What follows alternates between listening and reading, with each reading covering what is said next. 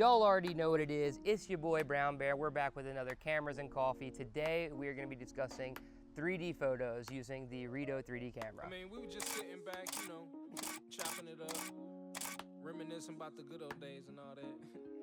You know, tracking my roots, where I came from and where I'm going.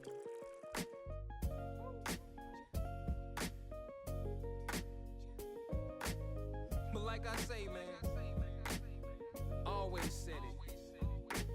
It's not about the destination. You're going to need a few things to create these images. One, the 3D camera. This one is a Redo 3D. Two, 35mm film stock. I have some Portra 400 as well as Ilford HP5. This is a black and white film that I actually really like. Number three, you're going to need a AA battery for the flash. This camera does not perform very well in low light without the flash, so you're definitely going to want the AA battery. And the last thing you're going to need is a smartphone and to download the Redo 3D app. That is going to be the way that you create these images using the film photos that you get back from development. Something to take into consideration, these photos are not digital. They're shot on film, so you're going to need to develop and scan them. If this is something that you know how to do, perfect. If not, you can contact a local lab, get your photos developed, scanned, sent back to you, and those are going to be the photos that you put into the application to create the final product. Now I'm going to teach you guys how to load the camera. So we've got some 35mm Portra 400 right here. I'm going to flip the camera over here, and we're going to take this lever right here. This is what's going to hold the film in. Pop open the back. Now we can get a little view of the inside.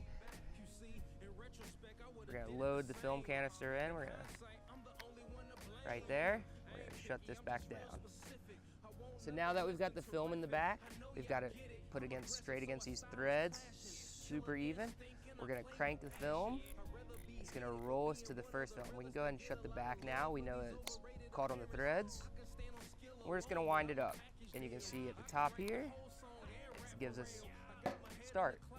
So today I'm going to be shooting with my good friend Olivia Livefree. She's stuck down here in Jupiter with me quarantining, so we're going to make things happen. Let's do it. And drink. I've been doing this since I was 11 and the shit gets real. Can we go way back? Way back. Way back. Can we go way back? Okay, I just got done shooting the roll with Olivia, and now we're gonna unload the film. So what we're gonna do is take this lever here, pull it up. We're going to go on the bottom and hit this little reverse film button. As we hit that, we're gonna roll this back, and you're gonna hear, you can hear that cranking, going until the sound is gone.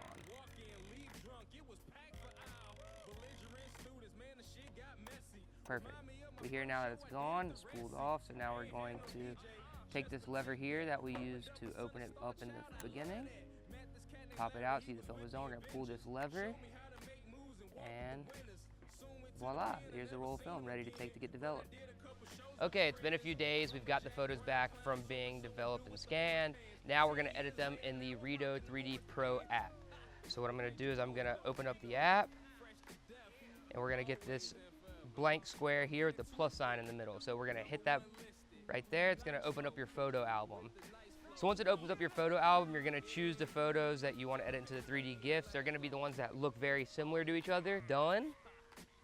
And now it's asking us to point the focus object. This is a really important part. This is gonna be the pivot point of the image. I like to use the middle ground of the photo most of the time. Obviously, it depends on the subject. This is a person, so I'm gonna hit it right on the nose.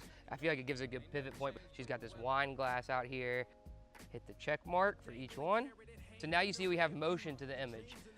It's a little bit jarring, which it doesn't really look normal, right? We're gonna rearrange the order of the images. So I'm gonna click this middle one here, hold, and drag it to the front. Perfect. Just like that, you can tell it's now in a cohesive order where it's going back and forth smoothly. You're also able to change the speed here, so you can make it a little bit slower of a transition. You can make it really quick and jarring. I like to use the middle ground one for the most part, but you know, it just depends on the subject and the vibe of the content.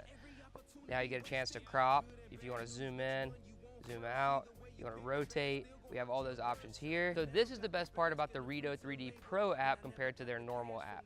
This we have the option to add or take away a logo, add a filter, a frame, We're allowed to do a slow zoom in and zoom out. We can add a film border. We can also add a light leak and dust particles. For me, I usually just take away the logo. Sometimes I'll add the frame. For these ones, I'm just gonna do it straight up, one speed, no bells and whistles. Hit next, and now we're gonna export at the high resolution, and that's gonna take us about a minute. So right now we have generating, and now we wait, and now we wait, and now we wait, and now we wait, and now we wait, and now we wait, and now we wait. Ooh. And we're done. All right, so now it's done. I'm gonna hit save. Boom, save to camera roll, and hit done. And that's how you do it. Thanks for tuning in for another Cameras and Coffee. Brown Bear, your boy here. Gonna come at you with some more content soon. Like, subscribe, share with your friends.